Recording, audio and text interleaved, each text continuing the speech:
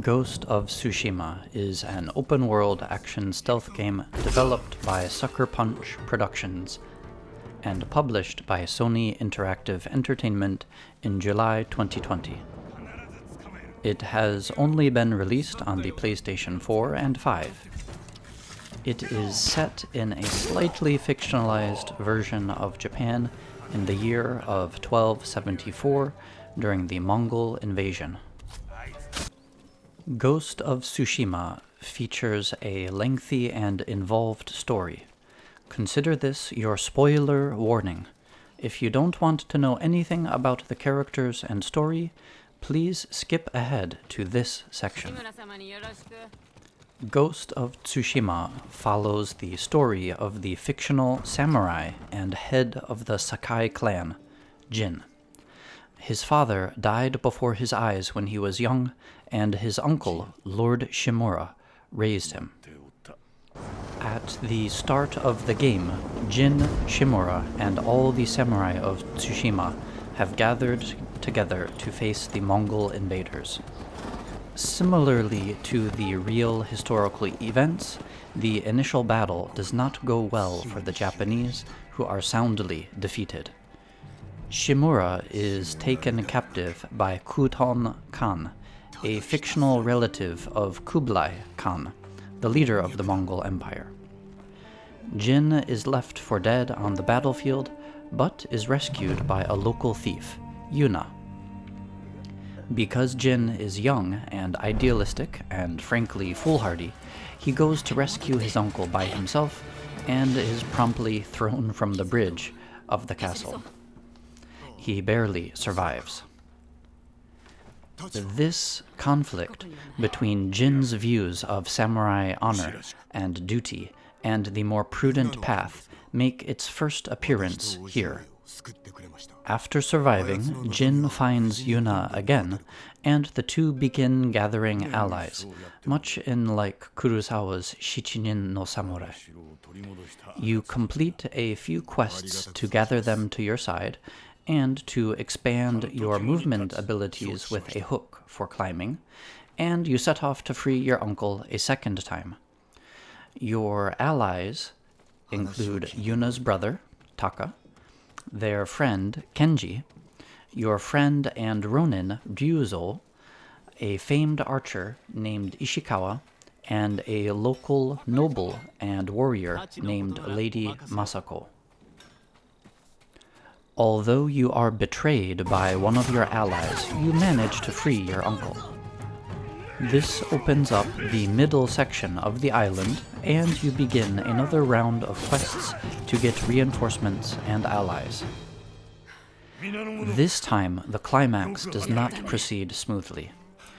When you breach the castle walls and are about to enter the main keep, many of your soldiers are killed by a Mongol trap. Jin and his uncle come to a head about this. Jin insists that he should be allowed to sneak in, take out some of the Mongols, and allow the soldiers to enter with less resistance.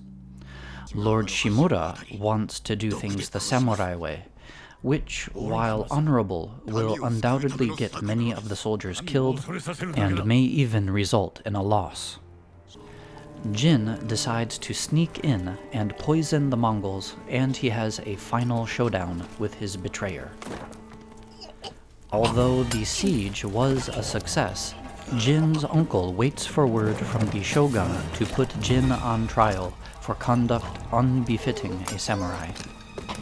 One of his friends helps him escape, and you begin yet another round of quests to gather allies for the final push to expel the Mongols from Tsushima. After defeating the Mongol general, there is a short epilogue where Jin will confront his uncle.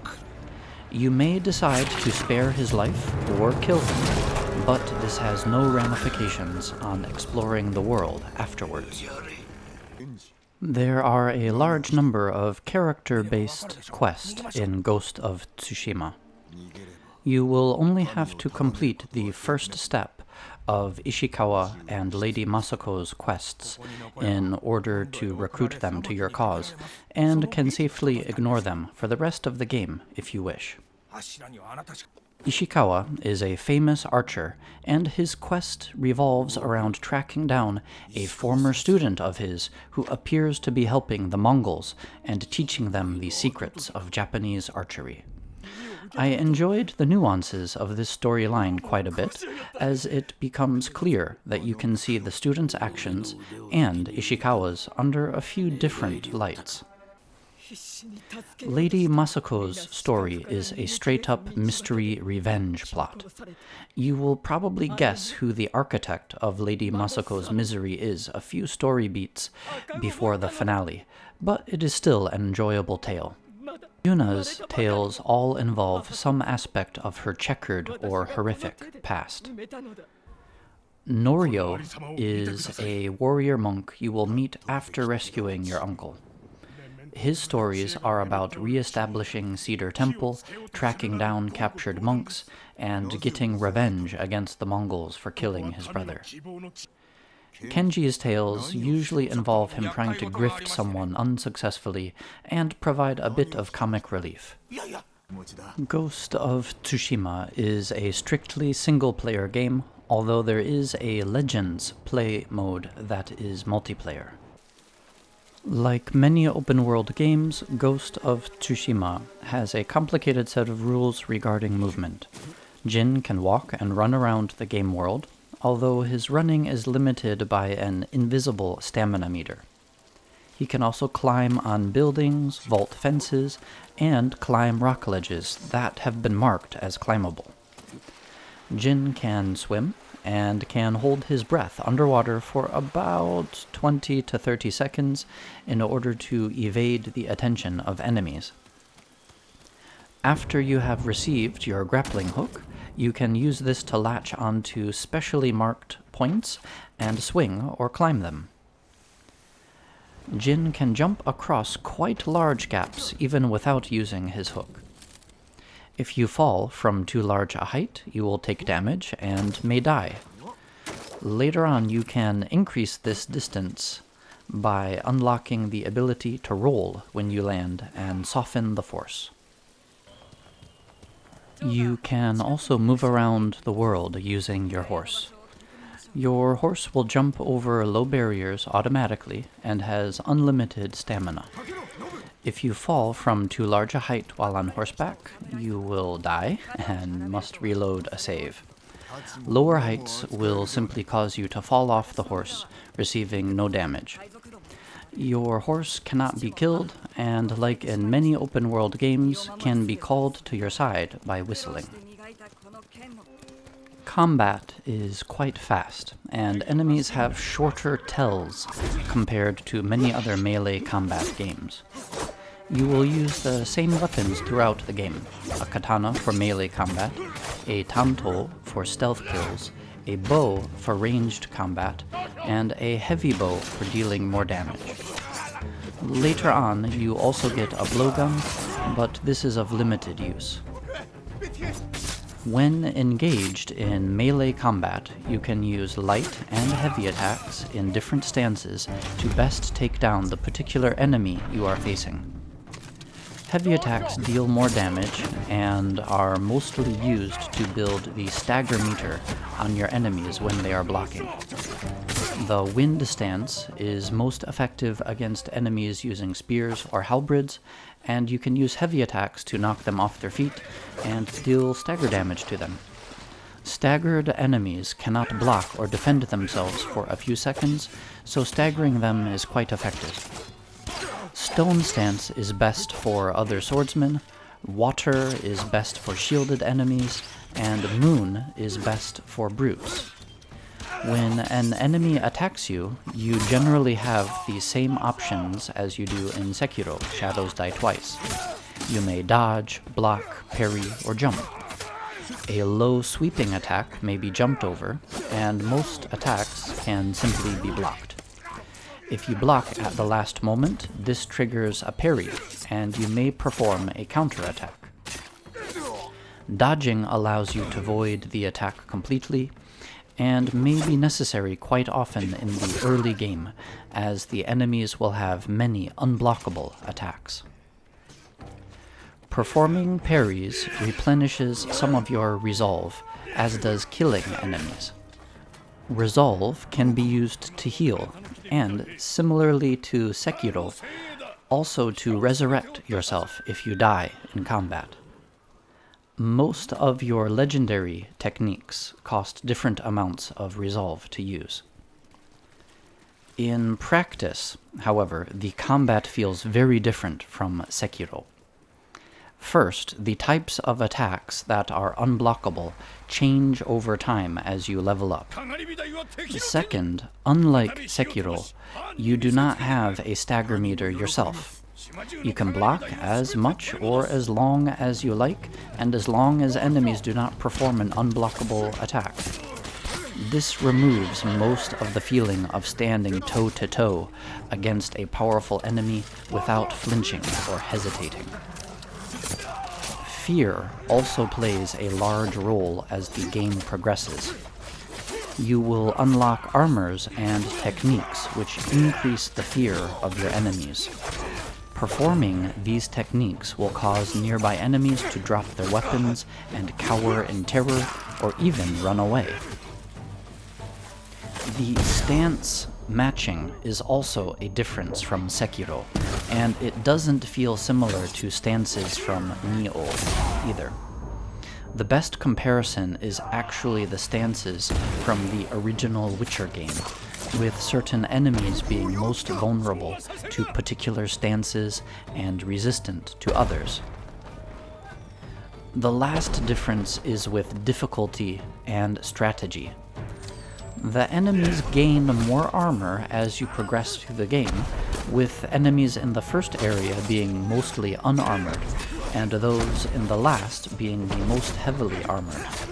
However, it still only takes a handful of sword swings to kill any enemy, with the exception of bosses and duel partners. Even for the bosses, you can handle these using the same techniques that you use on all other enemies, and you don't have to use particular strategies or armor to fight them. While the combat is fun and engaging at first, and it always looks stylish and cool, I found myself using basically the same strategy with nearly every enemy encounter in the game. Match my stance to whatever weapon they have, then begin attacking and building their stagger meter. Parry any of their attacks, and continue until they are dead. Besides holding your breath underwater, you may enter a stealth mode on land. You will crouch down, and it will be more difficult for enemies to spot you. You can throw wind chimes to attract enemies' attention to particular points, and they will also come to investigate fallen comrades. If you get close to an enemy from the rear, you can stealth kill them. You may also stealth kill an enemy by leaping on them from a height, and later you will unlock the ability to chain a few stealth kills together if there are other enemies nearby. Using the bows and blowgun further allows you to silently take out enemies from a distance. There is also a stealth vision mode which lets you hear enemies through barriers and at a distance for increased tactical play. The movement system plays a critical part in stealth gameplay.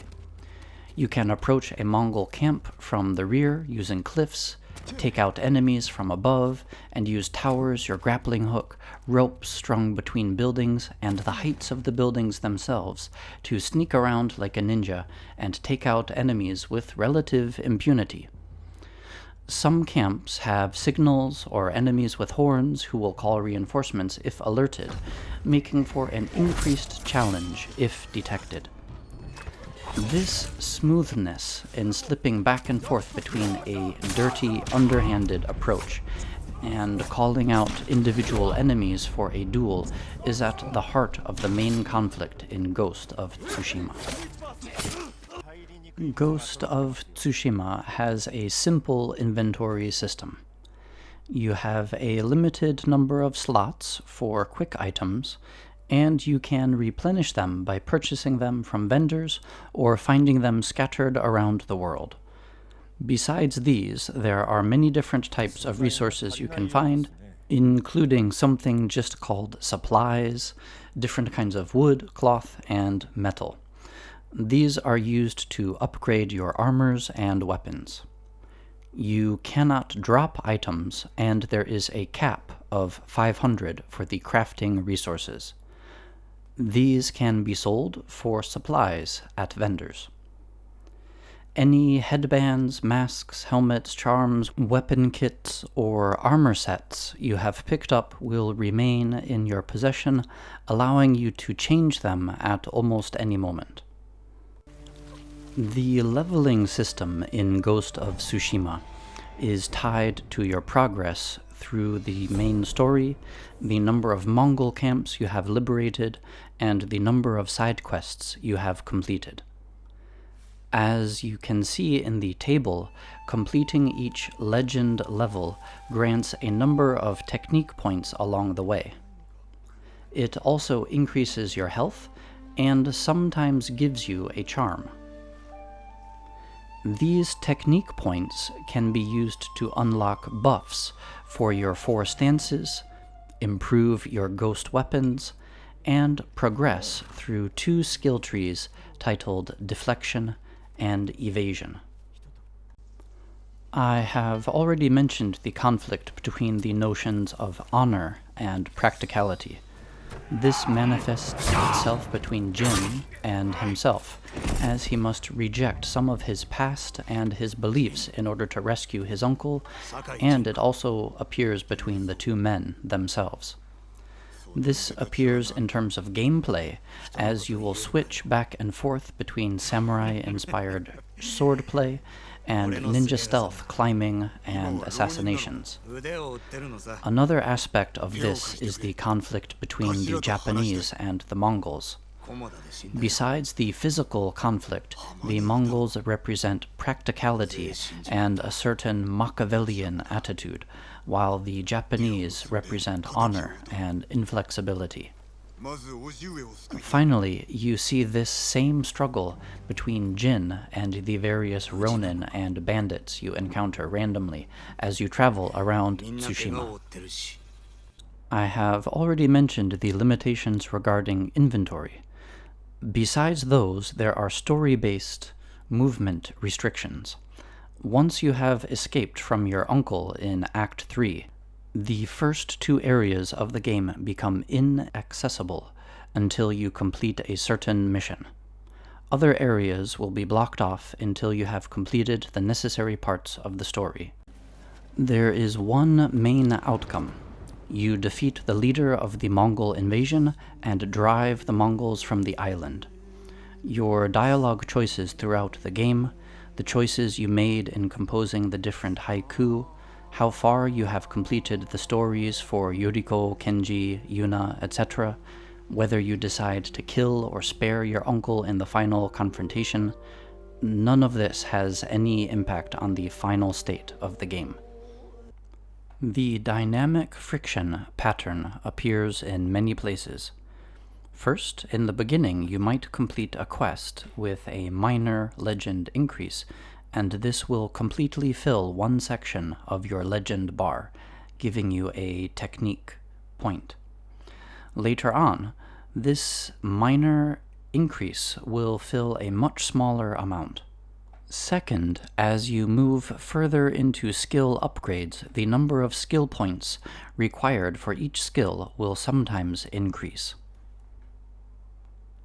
The static friction pattern also appears in the skill trees. Most of the skills cost a single point. The escalating challenge pattern makes a minor appearance in Ghost of Tsushima. The enemies do somewhat increase in power as you progress through the game.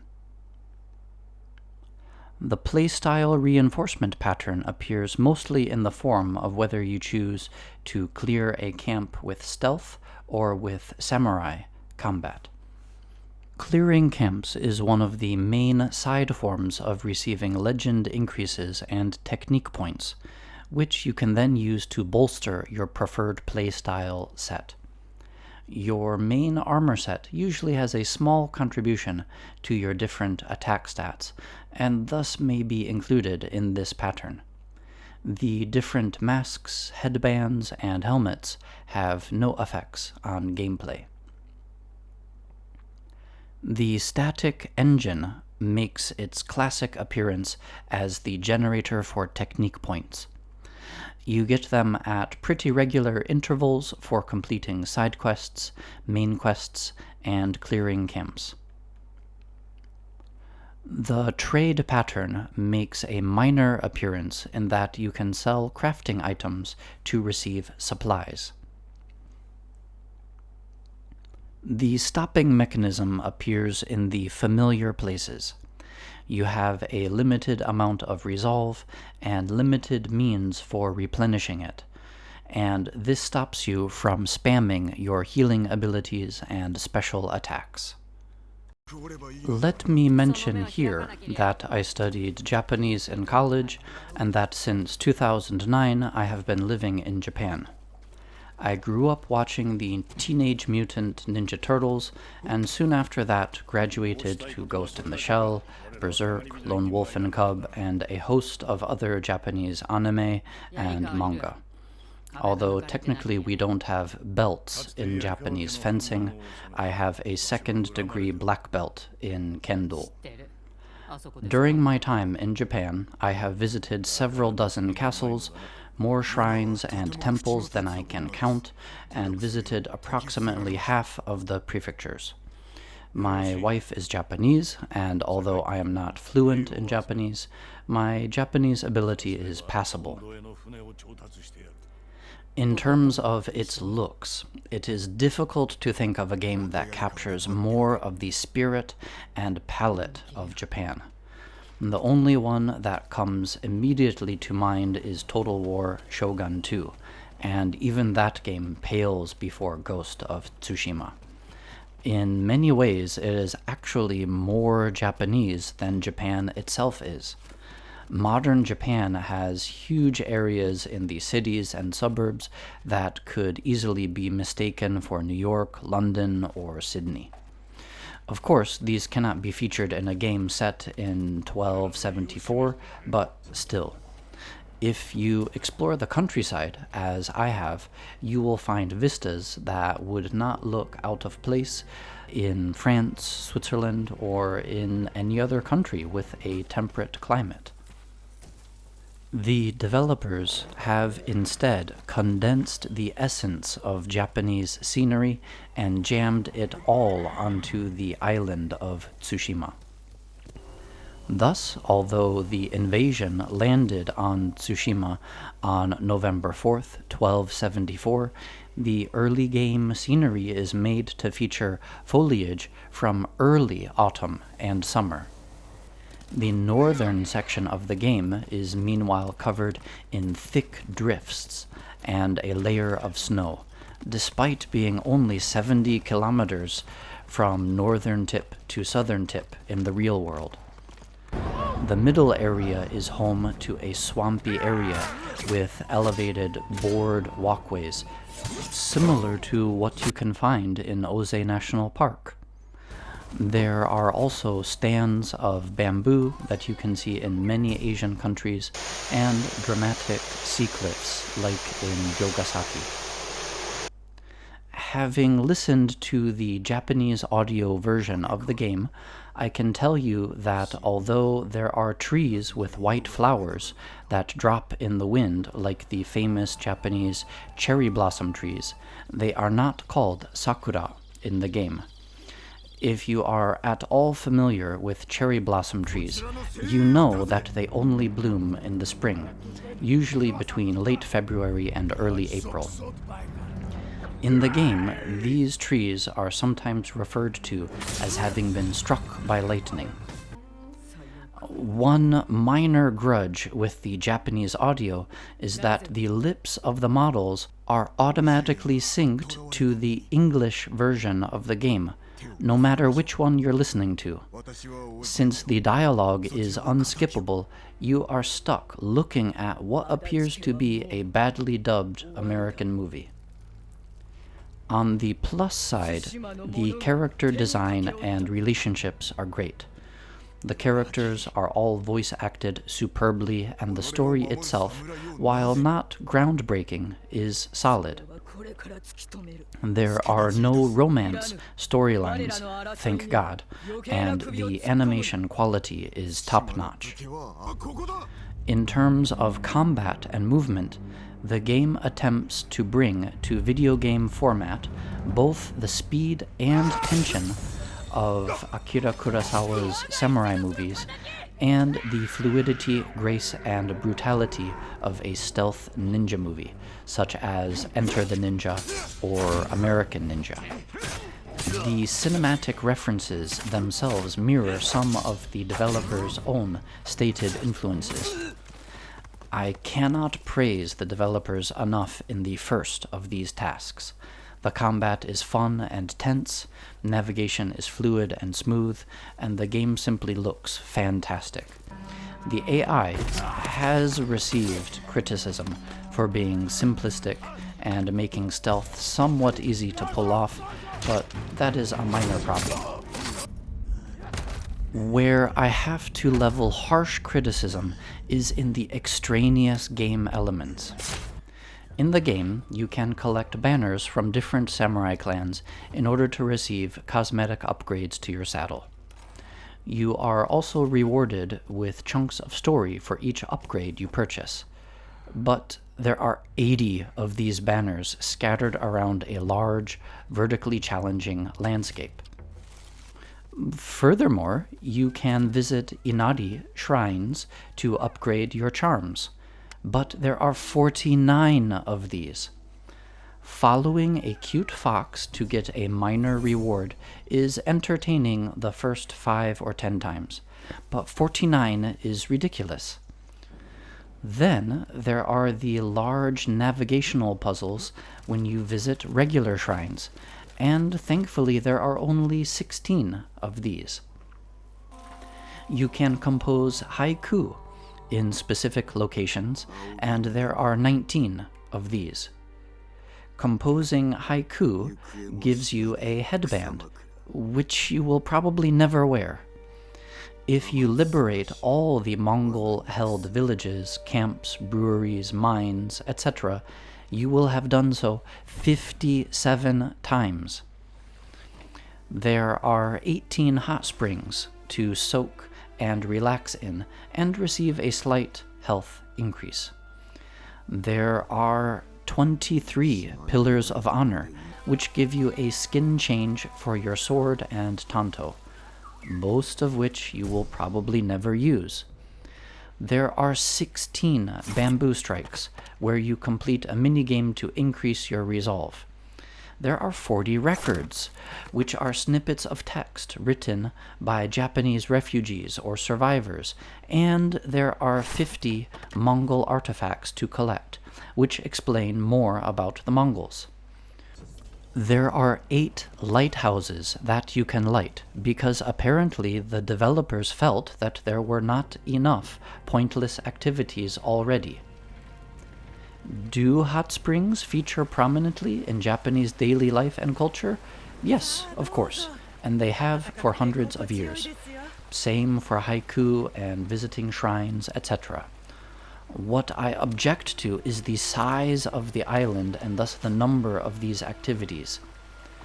According to Twinfinite, the game world is approximately 29 square kilometers, which, while that might seem large, is about half the size of The Witcher 3 plus DLC maps. This 29 square kilometers is also a 10x reduction from the actual size of Tsushima, which is about 274 square kilometers. I feel that the game could have been made half the size it is, and thus with half the number of activities. The alternative would be to slightly reduce the size and simply eliminate some of the activities or greatly reduce their number. Increasing the movement speed of your horse might also help. In the current game, the sheer repetition of them, which is required in order to make the large game world feel full and to increase the chances of a player stumbling on one of these activities, is onerous and tedious, and many of the activities are highly unoriginal to boot. Collecting banners has been done by Ubisoft since Assassin's Creed in 2007, which also featured climbing towers, incidentally. Navigational puzzles of the same or similar design and caliber can be found in 2007's Uncharted, or even earlier in God of War 2005 or God of War 2, also released in 2007. There are 7 mythic tales, which give you either legendary armor sets or new abilities to use in combat. This is the perfect number. We don't need 35 of these.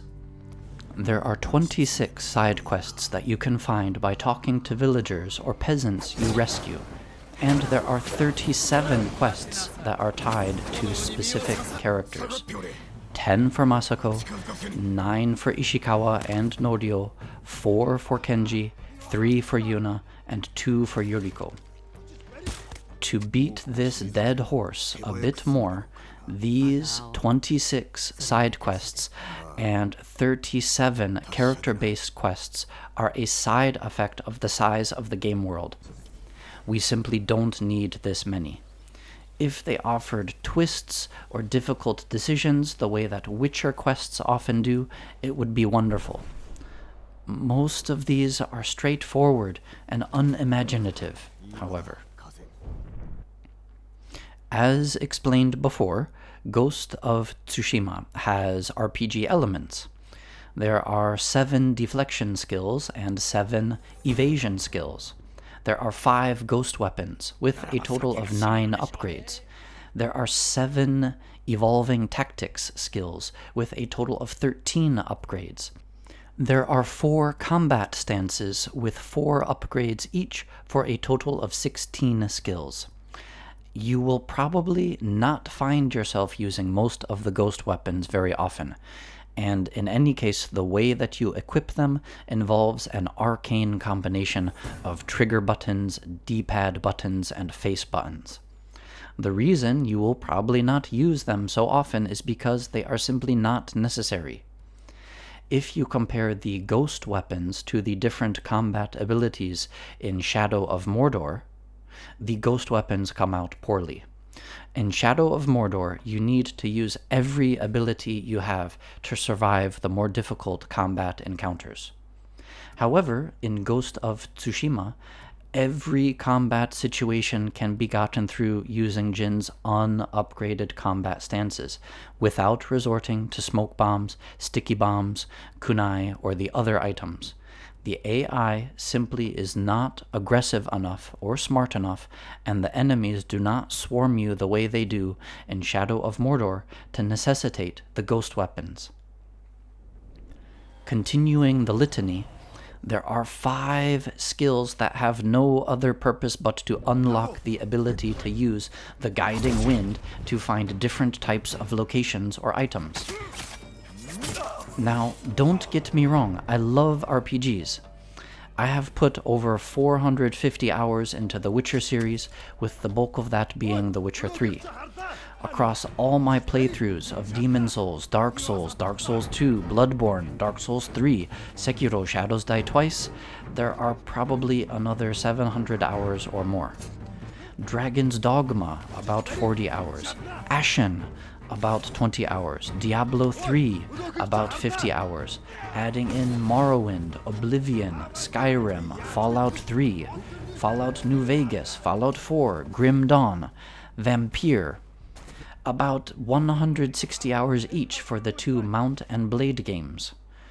I hope I've established my RPG cred with this little list.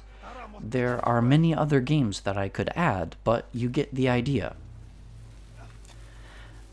Ghost of Tsushima does not need all the skills that it has. Similar to the activities, its skill trees have been bloated beyond what is necessary. As one example, the stances each have 4 upgrades. For some stances, these actually add the ability to block attacks that previously had to be dodged, which changes the way you use that stance in combat. But most of them are simply percentage upgrades to building stagger. This is boring and lazy design. It would have been better simply to leave these elements out than keep them in their current implementation. In similar vein, the 5 skills for finding objects using the guiding wind in particular are simply there because the world is too expansive and finding things can be a pain. These, and the stance skills, would not be needed if the game world design was reduced in scale. Sucker Punch has been copying the playbook of Ubisoft's open-world game design wholesale and in all the worst ways. One last item in the category of pointless things. You can engage in dialogue periodically with NPCs, and you are often given 2 or 3 choices, but these have no effect on the game. They do not alter Jin's character in any way, and they do not change his relationship with other characters. They do not take you down different paths in the story. All you do is press a button and hear a slightly different piece of dialogue. To finish this analysis, the gameplay itself is quite fun, and the world is absolutely gorgeous. These positive elements are dragged down by rote open-world activities, skill design that is lazy, and game design so unoriginal that it includes the ubiquitous red barrels that explode. In a game set in 1274. These, in turn, are made necessary by a world that is too large for the story it is trying to tell. If you try to complete most of the side activities, you will spoil your enjoyment of the game.